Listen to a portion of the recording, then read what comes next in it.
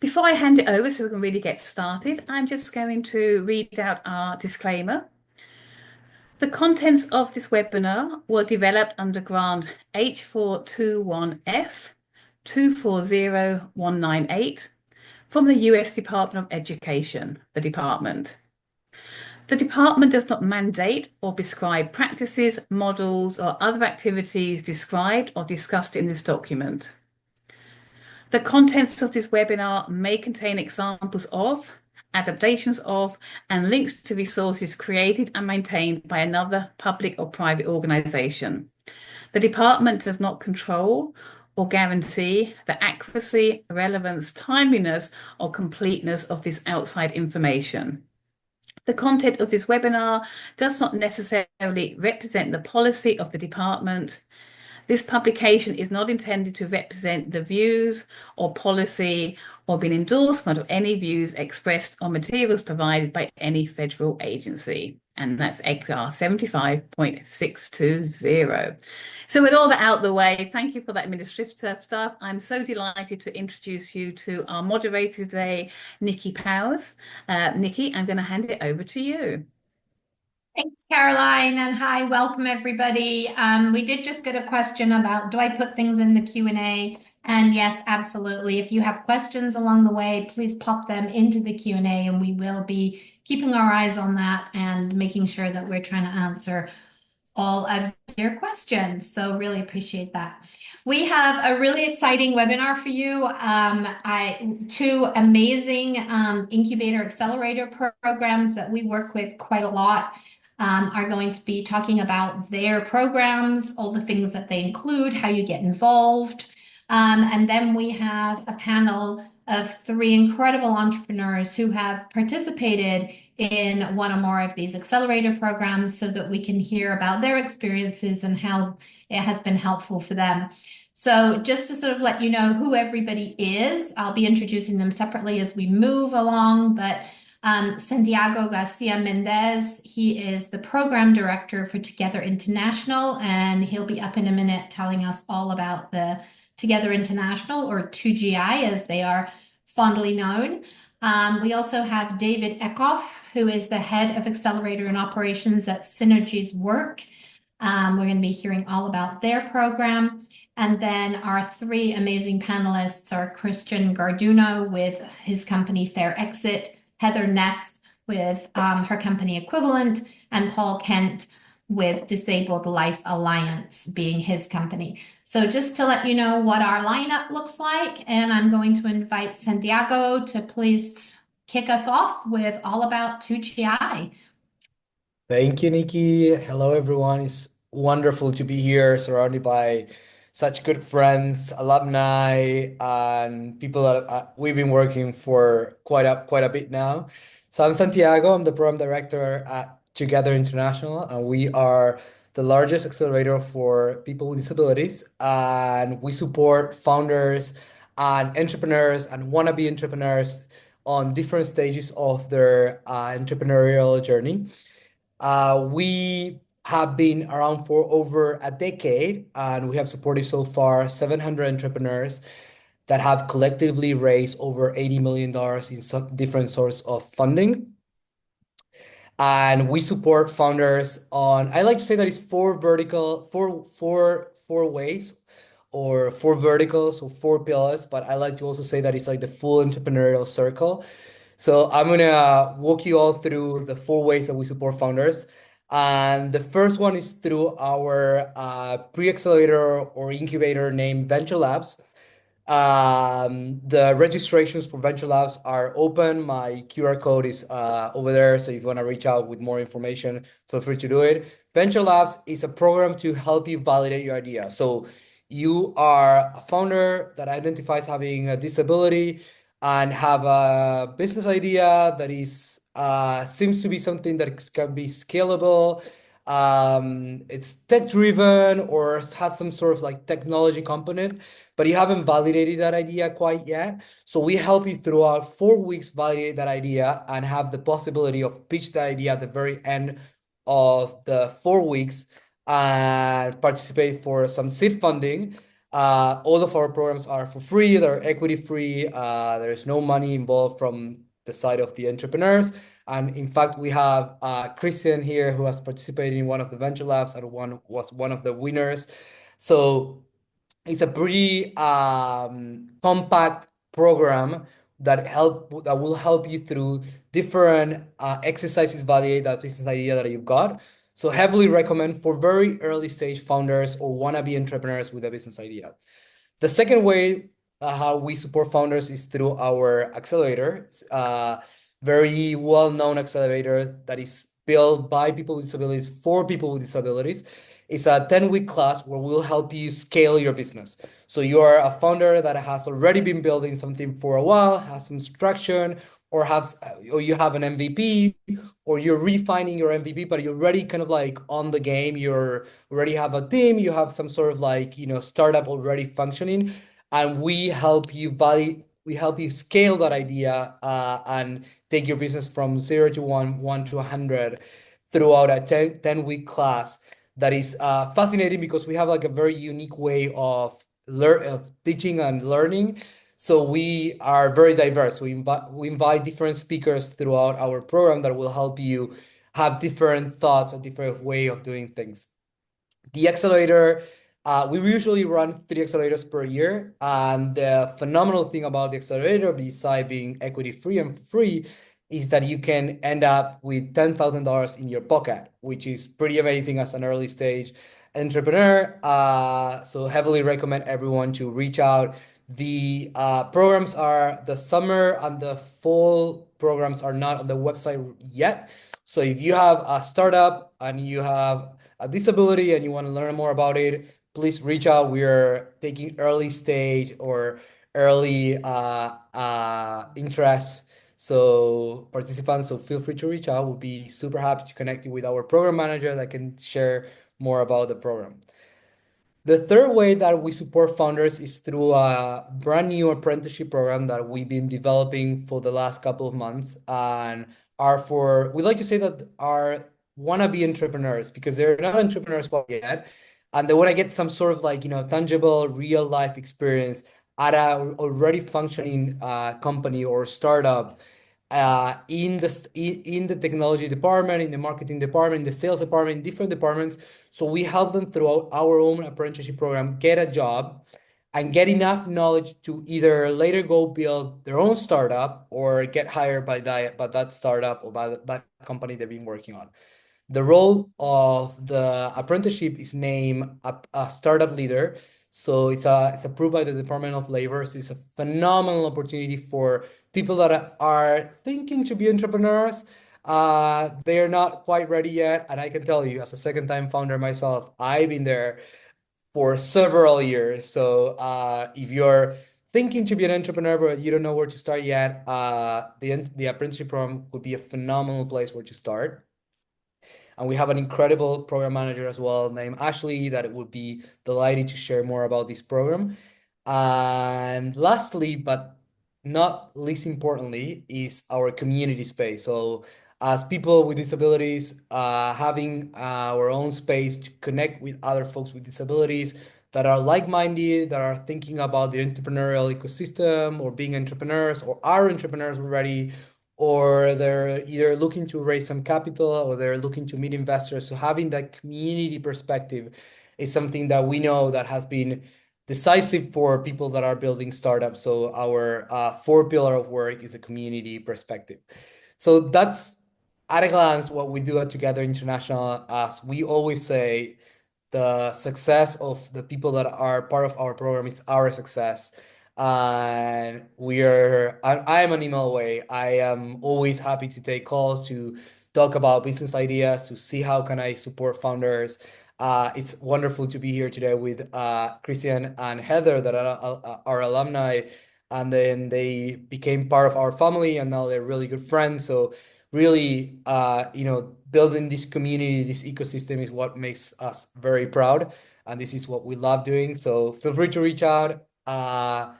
Nikki and the I team, is such a pleasure and an honor to be here. Thank you for these incredible spaces, and I am not on 10 minutes, but I think that's enough information from my side. So thank you so much, and happy to be here. Thanks, Santiago. And we will have questions for you anyway, where you can expand upon anything that you've said. We already do have one question I'm going to ask you really quickly before we move on to David. The question is that the founder started a nonprofit 501c3 a couple of years ago. They have a volunteer working board and are now just starting to get off the ground. Would your services be something that would be beneficial and useful to them? Absolutely. I would need to learn more about the business and the business model, but it seems that the accelerator could be a really good place. Venture Labs is always really good as well because you can get like validate or pivot your idea, but it seems that the founder already has some sort of experience. So the accelerator could potentially be a really good space. Feel free to reach out and we can jump into a call and talk more about your business model. I think one of the key points perhaps is that it's a nonprofit 501c3 because some organizations like the Small Business Development Centers funded through SBA do not work with nonprofit organizations. So that obviously, so that would be a great question for you, Santiago. 2GI will work with a nonprofit. Yeah. You don't have to be a for-profit business. Yeah, we do. We do work with some nonprofits, so that's fine. Yeah. Yeah. Okay. All right. Well, please keep your questions coming, and I'm going to transition over now to David, who is, if we can switch slides real quick, Lexi, so we can see David on screen and people can have his QR code and way to contact him. Thanks. Okay. So David Eckoff is the head of the accelerator and operations at Synergies Work. Again, another wonderful, love them. Incubator Accelerator. So David, tell us all about what Synergies does. Oh, hello, everyone, and thanks for having me here today. I'm, again, David Eckoff, and I'm the head of the accelerator and operations at Synergies Work. And I'd summarize by saying we are a small team with a big belief and a big mission. We believe in building one world where people with disabilities belong. And our mission, and this is what we wake up every day focused on, our mission is unleashing the power of entrepreneurship by providing opportunities, breaking barriers, and leveling playing fields. And we do this through three ways. I'll just touch on these.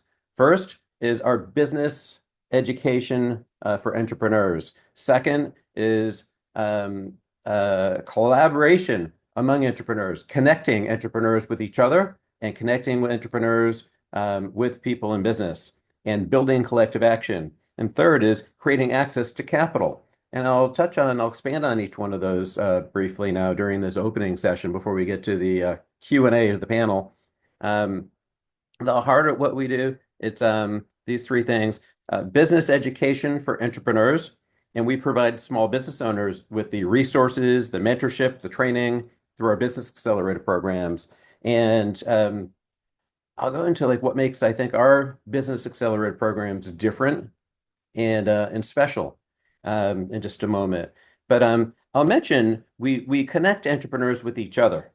And we do that in a few ways. One, we have a community hub.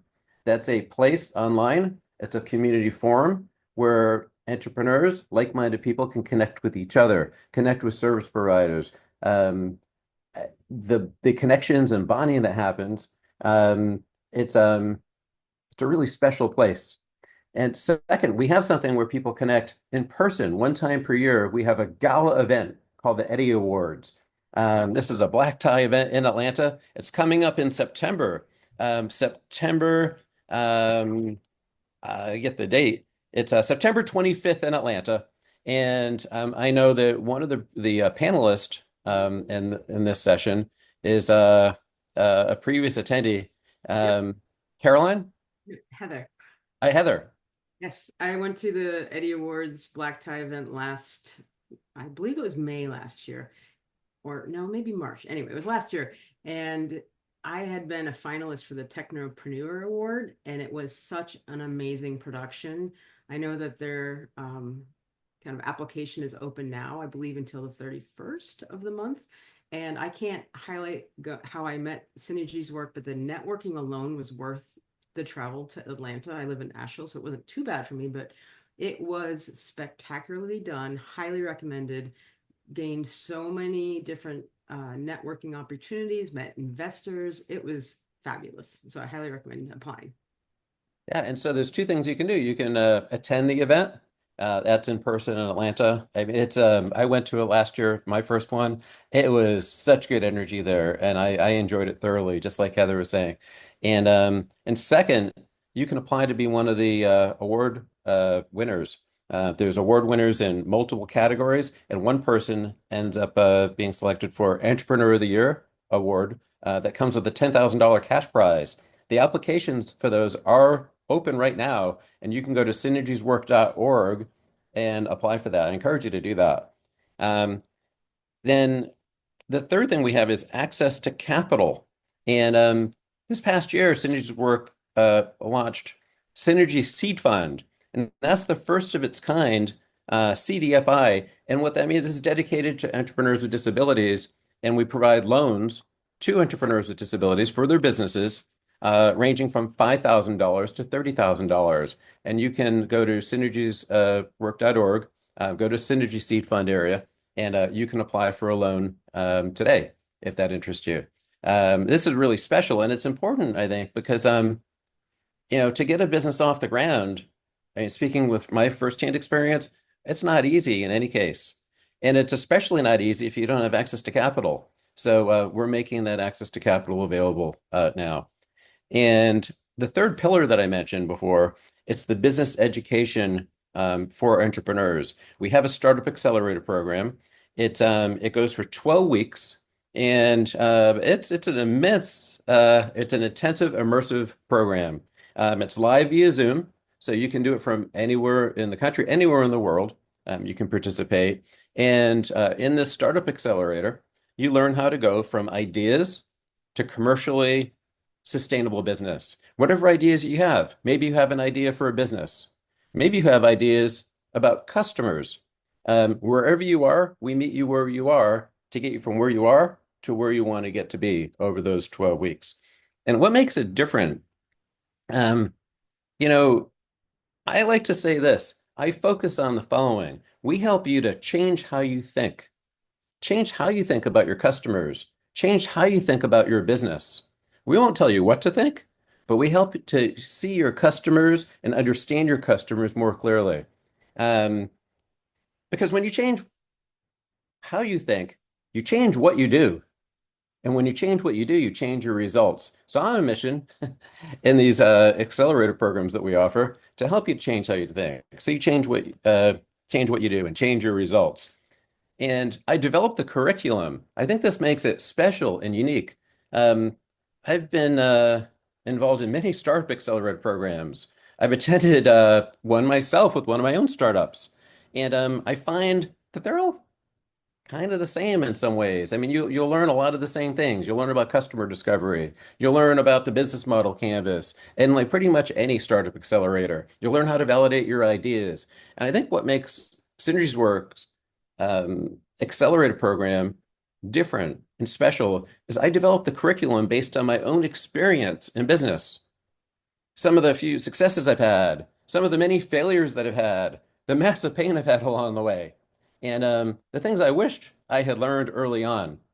And we've learned how to make it easy to learn. We've learned how to make it fun along the way. So it's not like just being lectured to for like 3 months. Who'd want that? It's a fun program. We connect people with each other. In fact, today we have Paul Kent is one of the panelists. Paul Kent is in our current accelerator cohort for the Igniting Ideas program. I'm really pleased to see him here today.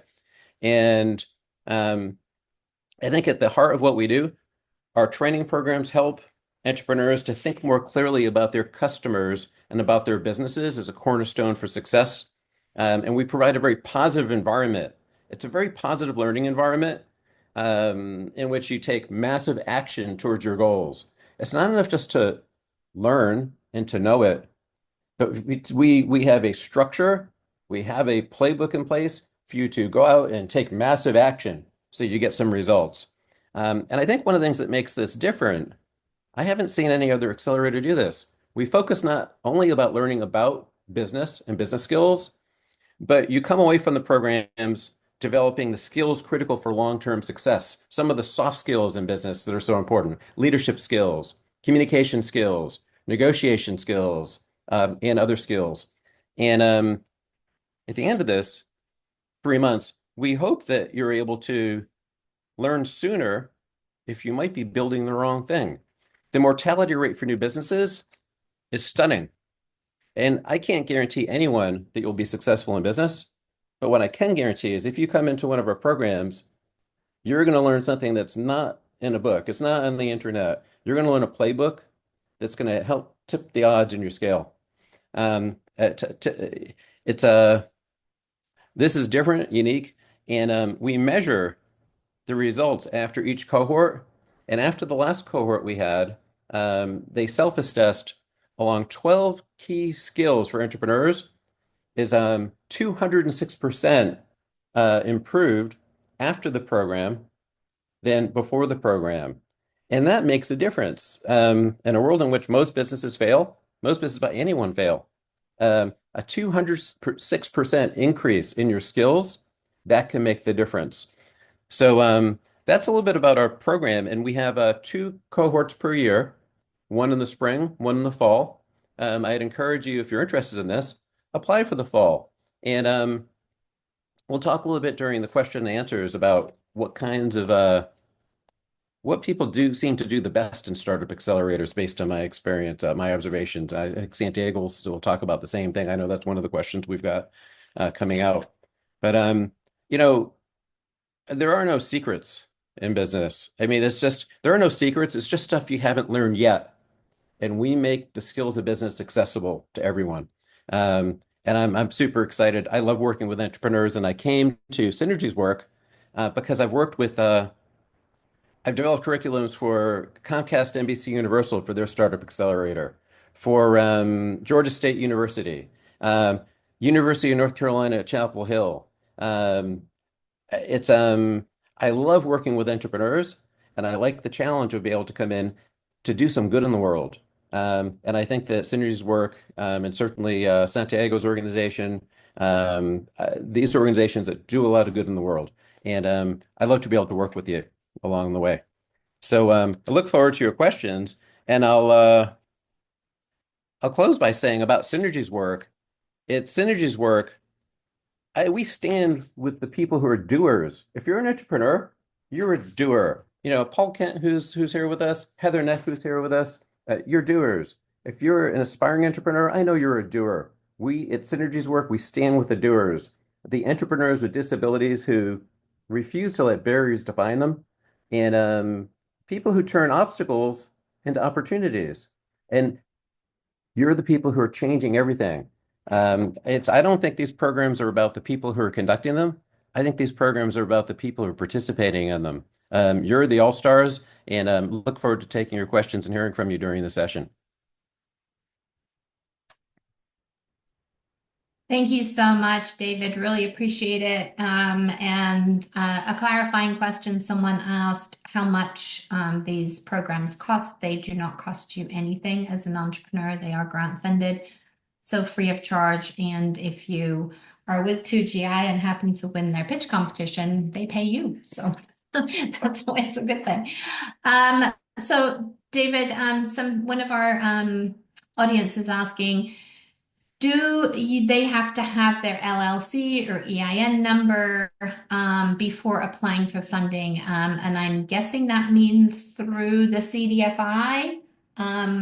Perhaps you can clarify that, Danielle, if that's what you mean. But I'm guessing since that's what we were talking about was funding through the CDFI.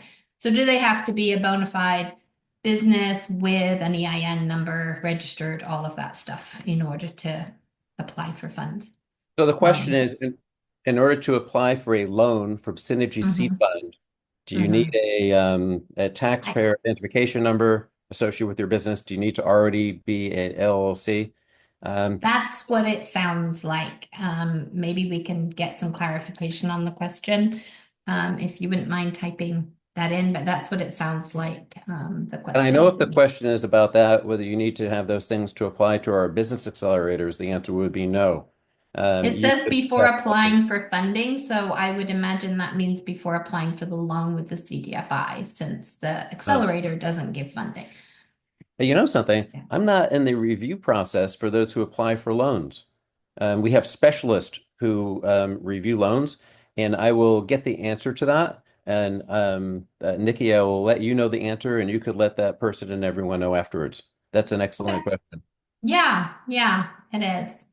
It is. Okay. All right. Alrighty. Thank you so much.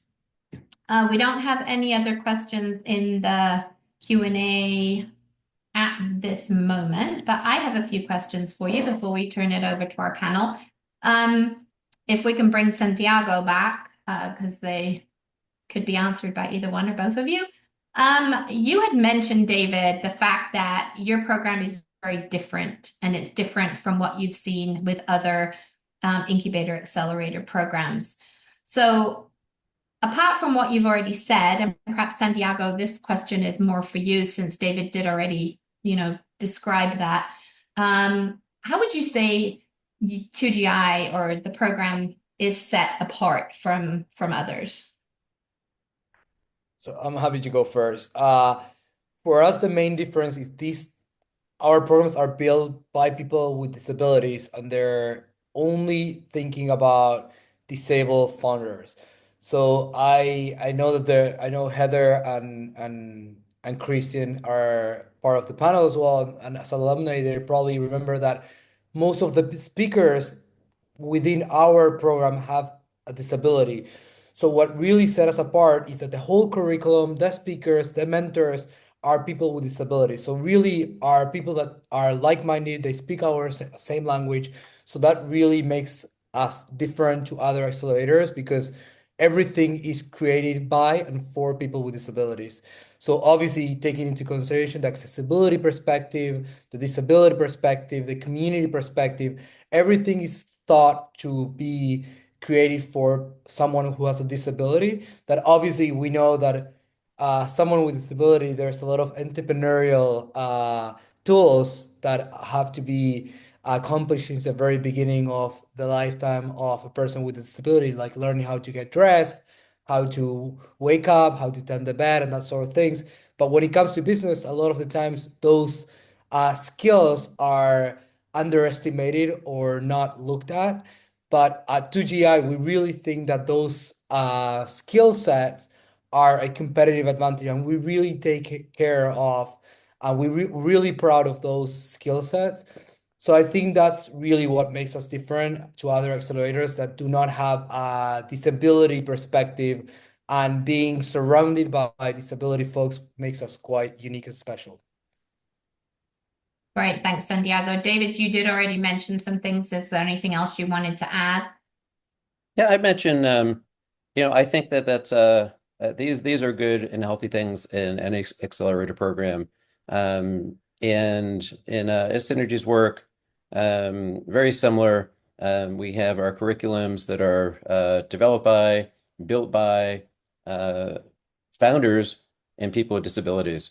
And we've got in beta right now our first of its kind financial literacy program. It's an on-demand program created by one of the people who went through one of our programs. And she conceived of it, produced it. It's soup to nuts. And I think that's really special. And the people who are graduate assistants in our programs, also people who've been through our programs, also with disabilities. I think we look at it a little bit differently. When I came into my first day at Synergies work, I asked Paula Blanco, one of the people who'd been through our programs before. Paula has cerebral palsy. And I asked Paula, hey, for the curriculum that we deliver in the Startup Accelerator, should I change it? Should I make it different than what I did at, say, Comcast, NBC Universal, or University of North Carolina, or Georgia State? And she looked at the program with me. I mean, and she said, no. She said, don't change it one bit. She said, present the same program and make it accessible to people with different disabilities. And that's exactly what we've done. And we're getting a tremendous response to that. So the same program, the same type of essential learning that you'll get. Um, it's just presented in an accessible way for each person. So I'm really proud of that. And um, I think the results, the quantified results, the 206% increase in key skill development, and the qualitative results, what people have to say after these programs about them, it's resonating with people. And I think we look at it a little bit differently. There's startup accelerators, then there's startup incubators. If you think, what is an incubator? An incubator, literally, is a place like chickens, a place where you hatch chickens and eggs. It's a safe place with a warm, comfortable environment. And at Synergies work, we don't have an incubator.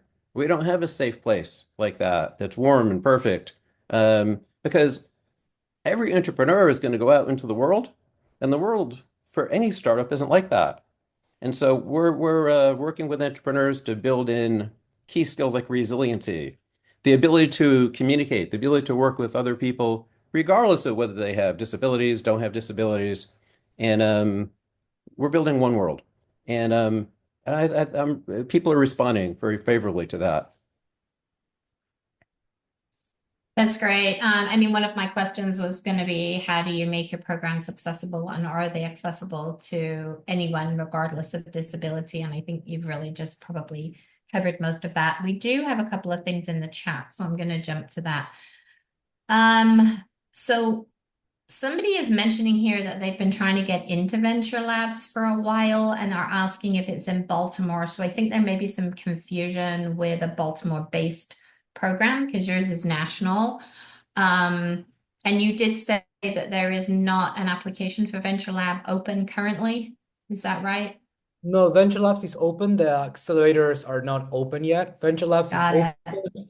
and it's national, so it's not the one that they're putting in the chat. So if there's anyone that has any question, feel free to reach out. But yeah, it's the Venture Labs is national, it's open for everyone, and it's on demand. So people sign up and then they go through the application process, and if they're accepted, they're ready to do it.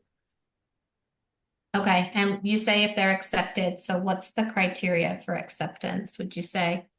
So it's basically they have to have a disability and they need to be thinking of a tech-driven solution that has some sort of high impact, high growth. A lot of the times we do look a lot at the founder perspective. So those at the very early stage is more about that founder spirit.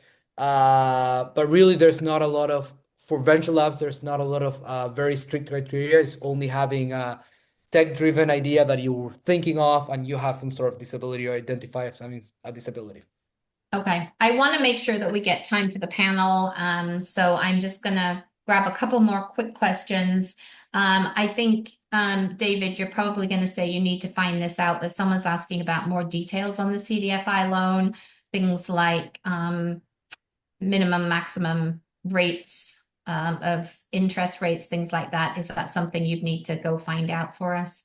Yeah, for sure. That's something I Yeah. need. That's a Okay. technical, detailed question about Yeah. applying for a loan. Okay. We will get all that out. As has been mentioned, the recording of this will be coming out. You'll get a follow-up email, and we will make sure that that information is in there when we get back. Santiago, somebody is also asking for 2GI whether or not you modify your programs depending on disabilities. So do you work with adults with intellectual and developmental disabilities? It doesn't have to be a specific disability. I know it could be anything, but do you customize specifically for those with intellectual and developmental disabilities? I know David's program does, but not sure about 2GI. We adapt classes based on disabilities, but not specifically the curriculum. So happy to review that specific case because we've taken a few founders with intellectual disabilities and we adapted some of the content, but we don't usually do that. But however, happy to review that on a rolling basis. Especially we do that at the interview process. So if there's anyone that wants to connect with me and clarify that question, happy to review it together. Okay. All right. Thank you. And And at I Synergy, think, yeah, at sorry, go Synergies, ahead. at Synergies work, we work with people from a wide range of disabilities, and self identified disabilities. So I mean and I think a lot of the focus we put on it is on the business side, but during the application process, it's open to everyone, and I love that it's open to everyone. It should be open to everyone. Always. Yeah. Agree, David.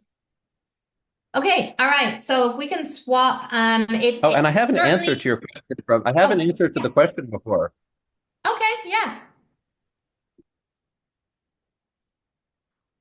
You have an answer to a question? Is that what you The said? question that you asked before, I told you get an answer to. Do you need an EIN number? Or do you need to already be an LLC to apply for a loan with Synergy Seed Fund?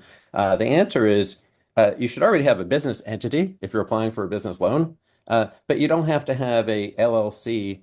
You don't have to have a corporate ID number, and you qualify for the loan if you self-identify as disabled, you're above the age of 18. You reside within the United States. You're actively involved in managing and running your business, and you're the majority owner of the business. And you should have a business entity if you're applying for a business loan, not just an idea. So I hope that answers that question.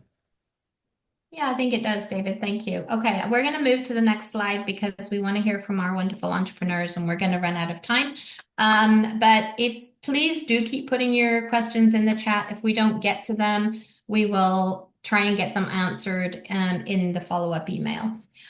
So we are going to move now and bring on Christian Garduno with Fair Exit, Heather Neff with Equivalent, and Paul Kent with Disabled Life Alliance. And so that you can see everybody at the same time more clearly, we are going to take that slide deck down. So I'll just give a minute for everybody to get on and get the slide deck down. And I wanted to say thank you, Heather, Paul, and Christian, for being here. I see the slide deck still, so I don't know. Not sure about that, but I think Lexi's probably working on taking that down so that we can see everybody more clearly. So first of all, I would love for each of you to just sort of introduce yourself, tell us a really quick overview of your business, and then we're going to go into the panel questions. So Heather, would you like to go first? Thanks. My name is Heather Neff. I am the co-founder and CEO of Equivalent. And I've been doing this going into my 5th year as a startup entrepreneur founder. And I'm also identifying with both vision and motor disabilities. Thank you. Paul, would you like to tell us who you are and what your business is all about? Yes. Hi, everyone. Thank you, Nikki. I am Paul Kent. I am the founder of Disabled Life Alliance, a public benefit corp that provides a advisory and transactional service to what I call well-intending wealth, private funders looking to deploy their gifting, granting, and investing activities into the disabled space to solve the many problems. Fantastic. And Christian? Yeah, hey, happy to be here. My name is Christian Garduno. I'm the founder of Fair Exit, and at Fair Exit, we are combining AI agents with digitally excessive technology to help employees with disabilities navigate complex labor laws and essentially leave unhealthy workplaces. All right. Well, my next question, I think, Christian, you maybe kind of already answered. So I was going to ask all of you, what inspired you to start your businesses? So I'll start with you, Christian, because you mentioned a problem that you're solving. So I'm guessing that may be why you started it. So if you would let us know. Yeah. So I became disabled when I was 26 years old. So I'm 29 now. I guess still kind of feels like newly disabled, right? But yeah, I experienced a large disparity in how I was treated in the private job market when I was a perfectly healthy young man and versus somebody with a disability. So I tried my best to hide it until I couldn't, and realized that there was just a huge gap in assistance and resources with employees that had disabilities and weren't really sure how to navigate the private job market, or labor laws became too complex and they didn't really understand how that applied to their situation. So I started using AI to build a personal tool for like self-guidance and kind of pro se representation. That was a legal tech tool that I started working on and eventually consulted with a few legal advisors and figured, hey, if this is something that I can get to be viable and feasible and scalable for the rest of the U.S. population, just felt like that was kind of my calling. So I joined Venture Labs with Santiago, and through his mentorship and just 2GI's community and I guess resources, I was able to join their pre-accelerator, really validate that idea, really test out some concepts with some beta users, found a lot of success, and decided to go all in. Great. And thanks for adding how 2GI was so helpful, because that's going to be a next question. So you just preempted that one for me. Heather, how about you? Why did you decide that starting your business? And I'm not sure if there's anything with your mic, but someone said that you were a little bit difficult to hear. So just to let you know that.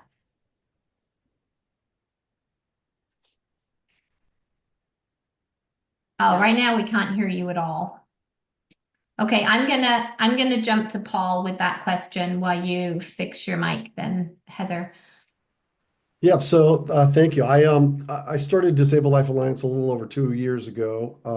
It is the culmination of me joining the Disabled Life and a lived experience in 2020, and the culmination of my prior career on Wall Street and what I had been doing the last 15 years in social impact advisory work. And when I became a member of the disabled community, I realized very quickly the significant amount of unmet needs and thought I could bring my expertise into the community and work with those relationships that I've had in the past and bring new relationships into the tremendous opportunity it is to invest in the disabled community and disabled entrepreneurship. And I was suggested, not, it was suggested I join or apply to Synergies. And I'm really, really happy I did. I was a little skeptical being an elderly statesman and had a career thinking I knew it all. But I will say the best thing about it is, as David alluded to, it's almost challenging conventional wisdom and making you rethink. And it's been very, very helpful in what we're 6 weeks into the program. And it's really helped refine and define what we're doing and how we're doing it, and clarifying for our clientele, clarifying for those stakeholders that are in and around our business. Wonderful. Thanks, Paul. And thank you for being so transparent and saying you thought you knew it all. We can all kind of feel that way sometimes about things, can't we? Okay. All right. Let's see if we can hear Heather now. Can you guys hear me? Yes, we can. Yes. I don't know what happened there. I didn't touch anything. So I was like, what happened? Remind me of the question I was supposed to answer so that I can answer it again. So yeah, really just what inspired you to start your business in the first place? Okay, so I was a UI UX graphic designer, web developer, super nerd, living in Boston. I'm 50 this month, next Friday. Pretty exciting. But I was a dot-commer for a very long time. I had a very lengthy professional career. And then overnight, I tore a ligament in my chest and I lost the ability to use my right arm. And that affected my entire life. I lost my independence, couldn't drive, couldn't cook, couldn't clean, couldn't mouse, couldn't type. I had chronic pain issues to this day. I suffer from chronic pain with motor disability. And then I also developed a rare eye disease, and that affected my vision. And then I had early onset cataracts. And then I had been diagnosed with something called binocular vision disorder. And my life has been upended, but I'm trying to make sense from all of the grief of losing everything that made me hobbies and happy. I'm now pouring all of that grief into changing the world to help people and the planet. And I forgot to mention what I do, which is AI-powered software that takes any image and turns it into smart, responsive, personalized code that responds to your personal device settings, including dark mode and your accessibility settings. And we have patent pending IP that is a game changer for the low vision community. And we're all about the user experience for everyone having great graphics experience online. So we're here to make them lightning fast, fully accessible, and it's pretty exciting to be on this journey to like take all that disability and put it out there as to try to change. And really, my mission is to change and fix the internet to be fully inclusive and sustainable. That is a wonderful passion and mission. And so often we hear people's sort of why being the things that they have found in life have not been accommodating for them. So thank you for that. So I guess, well, Paul, you already sort of talked about how Synergies is beneficial to you and things. What sort of decided you to apply in the first place? Because you said there was some hesitancy there. So did you hear from someone else that it was good? What sort of prompted that? I did. One of the asset managers in the space that I'm very friendly with and work with pointed it out, and upon reviewing it and applying for it, I thought, this is very interesting. And again, as a disabled founder and someone who's gone through a chronic health issue that is now behind me, thankfully, with my joining the disabled community. Having an accelerator program to really challenge my ideas, challenge my view on what I'm trying to achieve and do was really essential. I've got a great advisory board, but sometimes advisory boards can be very too supportive, right? So to get into an accelerator program where it is really objective, and the curriculum is in the activities, and I really wanted to, if I was really going to invest in my business, which is my time, and get others to invest in it as well with both their time and their resources, I felt an obligation to be as buttoned up and as on the execution and the operations of the business, and I really needed that help with the program, and it definitely has delivered. No, that's wonderful. Heather, how about you? You applied for 2GI. What prompted you to go through that? And Well, kind of a little bit about how was your experience once you did? I should back up too, because I went through a Techstars, like really early stage accelerator. And that was when I was first realizing I had rebranded my design firm, where I was like, oh my God, I'm a startup. Like this is real, like it's happening. I'm in Techstars. But it was again not really an accessible experience. So I was providing like mentorship back to Techstars on how to make their own program more accessible. I am a huge advocate and mentor now in the space of like trying to make my business better. And I discovered TGI afterwards, and I applied because you can never have enough accelerators. Like I'm literally applying one now, which is through the Remarkable Tech, which is like advanced stuff where you're scaling your business that's in the market, you have a product and you're doing great. It's the next level accelerator. I cannot tell you how different these programs were. Techstars was amazing. TGI was just very different. First of all, I didn't have to justify accessibility. I didn't have to explain it. I didn't have to explain why my disability was a complete advantage in the marketplace, my own personal lived experiences. I was finally in a community, and it's a small group of people, unlike some of the other bigger programs. And that was really nice too, that everyone was a disabled founder. And for that community was so different, right? And I think I can't emphasize this enough, that the topics were different. And here I am trying to do disability tech. I don't know if you have a program or whatever you're working on. A lot of times we found, I think almost everyone in the program was disabled, but they were doing something for their own disability, wish they had it, right? And I'm sure a lot of you on the call are like, yes, I had a thing, whatever it was. And now I'm passionate about it because it was something I needed, right?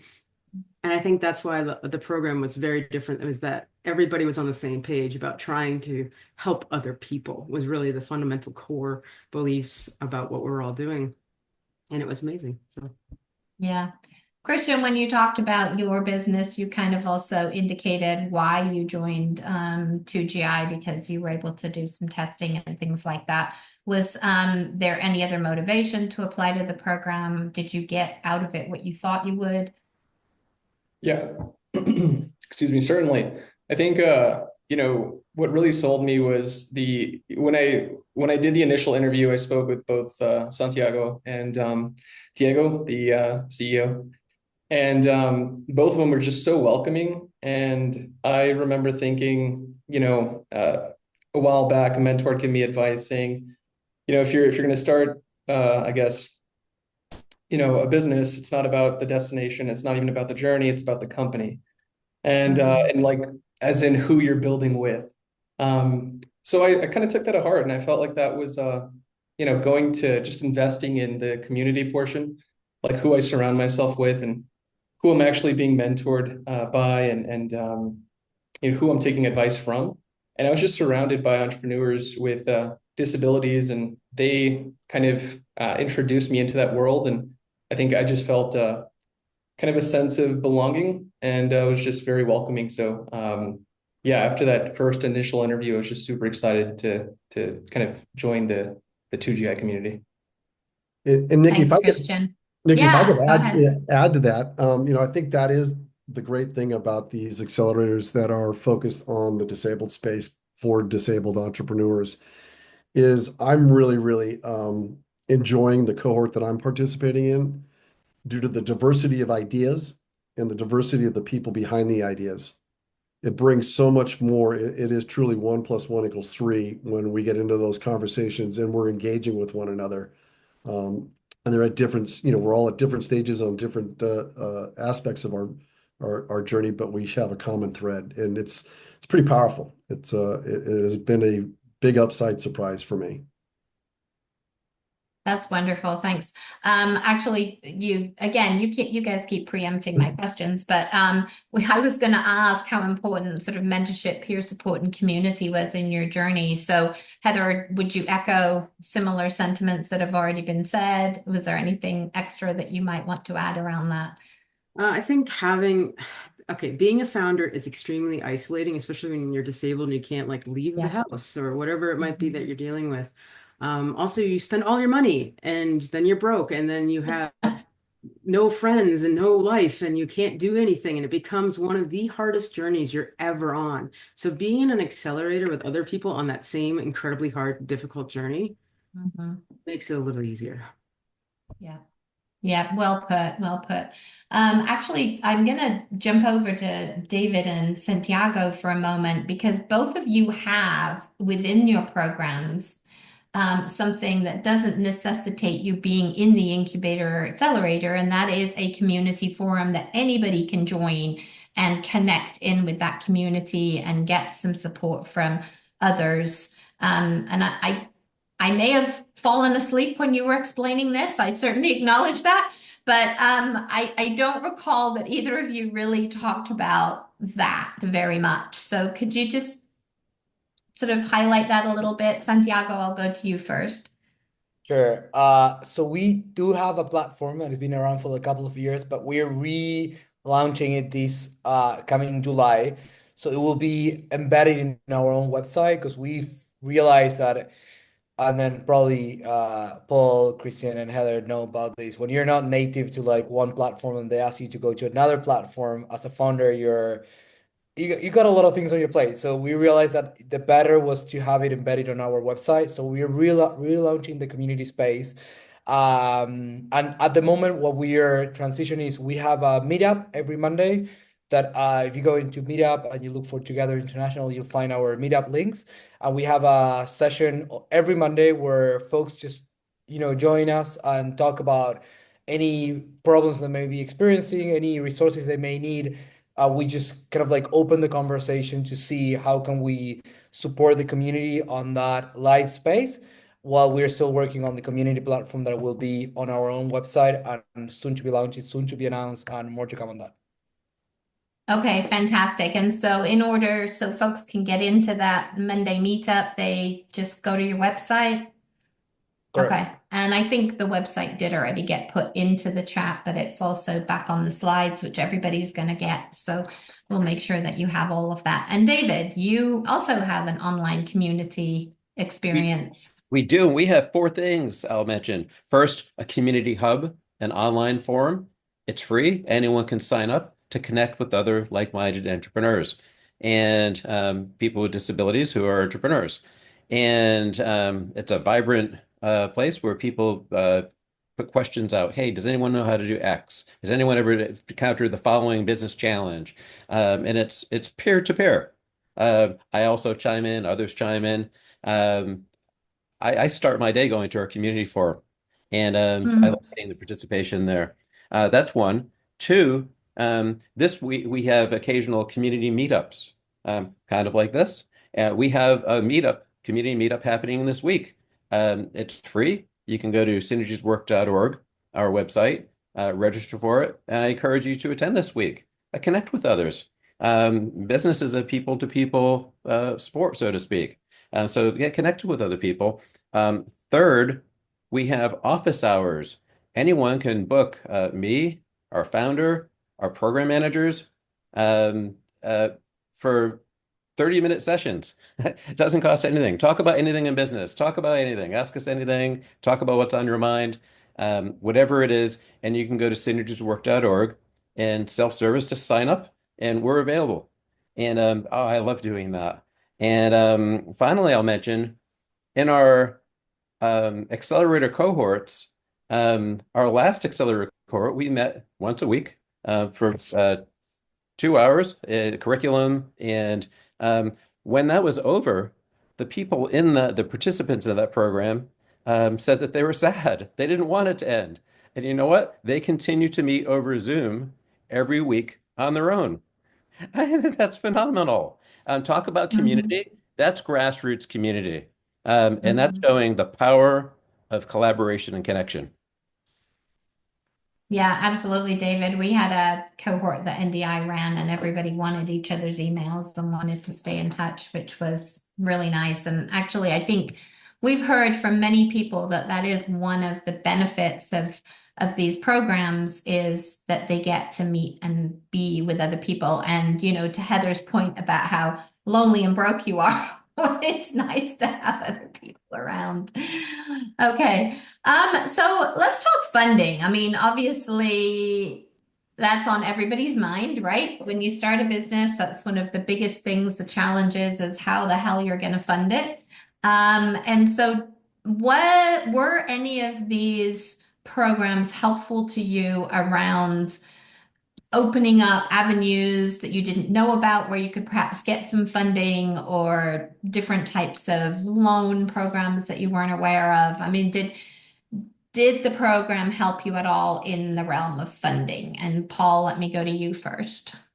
Yeah, I'm in the midst of it. The way it's helped me in funding is just in my messaging and the clarity around the business. We have a nonprofit arm to our business, which was actually confusing quite a bit to potential funders. And we exercise, and help with assisting grant funding into an investment for our clients, which is ironic. So that's been a model for us. But I think the fact that I'm participating in this accelerator and able to speak to it and what the benefit of the acceleration thus far has been, it's increased our conversations around funding. Fantastic. Heather, how about you? Well, I went through the TGI myself, and I was really trying very hard at the end of the program to win that $10,000 because that was like, you know, not easy money, but like a 1 in 10 chance to win 10 grand, right? So I worked. I didn't win because it was like being blown away by other people who had way better stuff, and you're like, they totally won, right? But you learn how to pitch, you learn how to do all these things that you need to do for investors. You need to do your elevator pitch, like all that kind of stuff is prepped and learned and memorized. They force you to memorize it, they force you to do your slides. All of that stuff is in preparation to talk to an investor. And with Synergies work, I applied for the Eddie Award, and I was trying to win that money, as well. So it was like, there's all this money on the line, between the two programs. That's 20 grand. I'm not very good with math, but 20 grand, something like that, 10 each. So it is something where you can go through these programs and win, but you're also very much prepped to speak and to know how that's a lot of language, right? Like, what is an ARR and all these different synonyms for what people say in the world. There's all these interesting things you have to learn, like what's a valuation, right? all kinds of terms being a startup. And I remember just being like, oh my God, I don't know anything about being a startup. And you have to learn, learn, learn, learn, learn. And that's what these accelerators do. They teach you the basics, but they also give you mentorships. And those mentorships are also people who might be an investor or a partner or somebody who could accelerate you in some other way. And it's that networking that also is part of your future, because quite honestly, your network becomes how you raise your financing. Yeah, absolutely. And I know both Synergies and 2GI also support putting you in front of potential investors as much as they can. Okay, so same question then for you, Christian. Was it helpful at all along those lines? It was definitely helpful. So I won the pitch competition. I was very fortunate enough to have Oh, yeah. Santiago give me a lot of mentorship through like the pitch and just really nailing that. So, but as Heather said, there's like so many other talented entrepreneurs that it definitely wasn't easy. But I took a pre-seed approach where I pre-seed strapped kind of our product and launch, and I am looking at possibly raising an official round. But that pre-seed strapped approach is something that I haven't seen too many entrepreneurs do, probably for really good reasons. But it's worked for me so far, and I think that's all due to 2GI and the advice that they gave me, not over diluting or taking unnecessary funding if you're not quite ready for it. So yeah. Yeah, that's great. And back to that sort of preparation for pitch, I know that because it does culminate, certainly the 2GI program in that pitch competition, it does really give you a boot camp in how are you going to present yourself to potential funders. And so in that way, it is super valuable. David, I'm not sure, to be honest. I mean, it's my own ignorance. I don't know if your program also includes preparation for pitching. Obviously, the Eddie Awards is very much around competition and winning a prize and pitching yourself. But how about the actual program itself? The question is, does the Synergies Work Accelerator program, does it have a component where we prep people for pitching? The answer to that is yes. We do that in several ways. First, and by the way, I used to teach public speaking, and so it's something I know something about how to teach it anyway.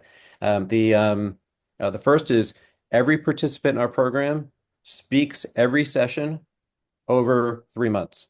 So the first is by practice. You can't get better at speaking and communicating by reading about it in a book. You've got to go out, like learn how, and then do it. Second, we have a pitch day at the end of the program. And so all this work that people are doing where they're learning how to communicate about their business, those soft skills that they develop all accumulate into the ability to pitch successfully at the end of the program. I don't think that you can take just like 1 or 2 weeks and bolt it on to the end of a program of an accelerator and say, okay, these are the 2 weeks you learn how to communicate. It's integrated into the entire program. It's a core skill, the ability to communicate about your business. And we also teach people how to create their business plans, but not like plans like that you're going to learn anywhere else. In fact, Paul's right in the middle of doing this right now. We go through, and anyone can learn about the business model canvas. I mean, and that's a good thing to learn about. But we cover this in a way that's unique, where it's the clarity of thinking that goes into the communication, and then it's how to communicate it in an effective way. It's fundamental to what goes on in our programs. Perfect. Okay. Somebody's asking for clarification on what do you mean by a pre-seed strapped approach, Christian? Yeah, I opened that can up, didn't I? So yeah, so basically the pre-seed money that I was given or awarded by 2GI for winning that pitch competition, I took that money and I poured it into launching a direct-to-consumer kind of micro SaaS version of my product. And I took the revenue that I generated from that and poured it into a more, I guess that full kind of fledged version of my product. and have been, it's a SaaS model. So everything is kind of based on MRR. So that MRR is essentially carrying me to the next month. So when I kind of alluded to this not be like being maybe like an unorthodox kind of approach, that's probably why. But that's exactly what I meant by pre-seed strap, is not raising an official round and just using the pre-seed capital that I received at the beginning and just trying to see how far I can take that essentially. Okay. And Heather, I know when he mentioned pre-seed, you kind of put your hand up for strapping as well. So do you want to sort of share a little bit about I that? did a little different model, which was bootstrapping, which is debt on my own terms that I took out a loan and I took out another loan. And I did that because I didn't know how to make software. I was a designer. So I had to pay engineers, right? Like I had to hire people. I had to go find, I didn't know how equity worked yet. A lot of the fundamental things you learn in an accelerator give you those tools, but I had no idea what I was doing for a very long time, right? Like I'm stumbling through this, trying to figure out what can I pivoted 5,000 times between day one and where we are in 4 years. You constantly learn and figure out more, and then you're like, oh, I can go do that. But I would say that right now I've spent close to $500,000 I didn't have, and so therefore I still haven't taken on outside funding, but bootstrapping through, being in massive debt is another opportunity for all of you to think about. I don't recommend that. If you can do what Christian did, definitely go that route, which is getting your software done first and not figuring out that 3 years into it that you needed to be software. So I think it's something, before you do this, make sure you're scalable. That would be the number one thing I say. You pretty much have to be software these days to think of it as something that's scalable. So service-based things won't work. Anything that takes forever won't work. But like, medical devices or, something like a pharmaceutical, don't try to do it alone. And I would say, figure out what equity is and how it works faster than I did, because I spent all my money hiring people before I realized I could hire people for equity. And that is now my entire team. But it took me a long time to realize all of this, that you can do it a different way, which is having people work because they believe in what you're doing and what they see. So learn what equity is, how to use it, and research and read everything you possibly can about what a safe agreement is and how to do all of these crazy terms that we're talking about. Like there's so much to learn to start. Just use ChatGPT, do all the things you need to do about all of everything. So there's so much to learn. That's why I highly recommend an accelerator. So Nikki, I'll chime in. I funded what we've done through charitable assets by looking non-dilutive grant funding that's out there, and the nonprofit that we set up, we've taken in non-dilutive or grant funding into that supports the operations of our public benefit corp. So there's a lot of unique ways to unlock capital that is not necessarily investment capital, but can be used towards the enterprise operations. So, and we do that not only for ourselves, but we do that for many of the innovators we work with. Also a really There's a lot of unique ways of deploying a lot of different types of capital, whether it be investment capital or charitable, into for-profit enterprises, especially in the disabled space for disability innovation. And approach angel investors. So find high network individuals is what they call them. But even the angels, right? They want a piece of something. There's non-dilutive funding out there that you can get your operations going. True, absolutely. I completely agree. I'm just saying, if you're also looking for, someone who's passionate about your field, finding rich people does help too. That can be another alternative way of trying to find somebody. Yeah. And somebody asked earlier if the incubators work with social impact organizations, and I would say yes to that. Both Santiago and David, would you agree? Yeah, okay. So that kind of leads me into another question.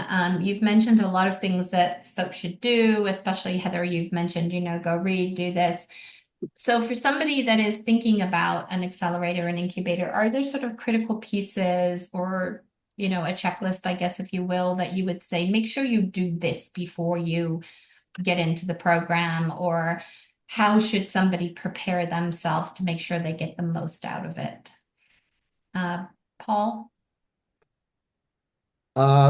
Be prepared. research the accelerator, understand what the program is offering, what you're going to get out of it, what are the outcomes, know what some of the alumni are doing, research those folks. I think that's really, really critical. And how does it fit what you need? Every entrepreneur is at a different stage, a different place with different problems, different things. Does that accelerate? We work with a lot of accelerators in our business and some of their cohort members, and everyone has a uniqueness. So they're out there. Finding one that really suits what you believe your needs are is I think important, and it's on you to research. Yeah, Heather or Christian, do you have any more to add to that? Yeah, I think that, as you start out as a founder, get your team together. They want to see team. They want to see traction. They want to see your deck. You got to have the basics of being a startup. So before you, but you can also learn that in the accelerator. There's early stage, and then there's early stage, and then there's pre-seed, and then there's seed. There's a whole this language stuff. But basically, everybody who's starting out needs to have the basics. Again, that's a pitch deck. Go read what that is. Get your branding in line. Make everything accessible, y'all, and really learn digital accessibility, because you want to make sure your product is going to be meeting WCAG and now the European Accessibility Act that's coming out next month. I mean, if you're going to do this for disabled people or disabled tech and you're disabled, you might as well make it as accessible as possible. So I spent a lot of extra time and money on making my software accessible by screen readers, so someone could use a design tool if they wanted to. Even if they just knew their hex colors, they could go ahead and make amazing smart SVGs that respond. So I think just, really prepping in that sense that you have the marketing materials, the branding is done, like really work as much as you possibly can, and then join an accelerator once you can get in. I was rejected the first time. I wasn't ready. They'll tell you if you're not ready. The interview process, if you're lucky to get in, also just know that if you don't get in, it's not necessarily you. I think the first year I applied to Techstars, it was something like 1,500 accelerator people. I mean, people applied to the accelerator, but they only took in like 10, right? So the odds are kind of against you sometimes. So just know it could be that there's just some amazing people out there and your stuff is still amazing, but they're just this hair more amazing than you. So keep going, don't give up. And if you truly believe in what you're doing, that you're going to make a difference in other people's lives or make a lot of money or whatever it is that you're up to, keep going. And you have to have that passion, but you also have to show that passion. So when they interview you and you make your team, be very careful of who you hire. That's a huge tip. Is that I've also heard from Techstars was a great quote, not all money is good money. And the other thing is just be really careful about who you put on your team and how long you take to fire them. As the CEO and the co-founder of your company, I wish I knew how fast to get rid of people who weren't a good cultural fit or that didn't do the job or whatever. Now that's something I had to learn, but it took me 4 years to become a little bit more aware of how to be a boss. So read up on being a CEO, because all of a sudden you're expected to act and perform like, someone who's at the top of the chain, and they expect you to be a co-founder and a CEO. So start taking all that in and figuring out how to do both. Which I guess speaks, Santiago, to your CEO apprenticeship model that you have, where you can also look into that 2GI offers, where you can learn a lot about how to be a CEO. That's really good advice. I am going to get one of those shepherd hooks and drag me off in a minute, because I know we still have other things that we want to do. I know there are still a lot of questions. Please, if your question didn't get answered, we will take them. We will try and make sure we get them answered. Somebody is asking about if you're receiving Social Security benefits and what sort of things people may have used to help with that. So we have entire webinars about that. So we can also send out some of those past webinars that you can look at. There was just one quick one, and I'm not sure that this is quick, but intellectual property rights. So people who are developing great innovations and new software and things like that, there was a comment from someone where there is concern over, is someone going to steal my idea? If it's, if I go into an accelerator and I haven't already got that sort of patent or trademark or whatever it needs to be. So, I mean, it's a safe space. Santiago, David, I don't think anybody's ever stolen anyone's ideas, but maybe you can just mention that really quickly. If that's not really quick, but anyway. Yeah, I was a founder myself, so like obviously I know what the feeling of like someone who's gonna take my idea is like, because that's like your first kind of like idea. I really like what Heather was saying, like get out there and talk to people, kind of like communicate your idea.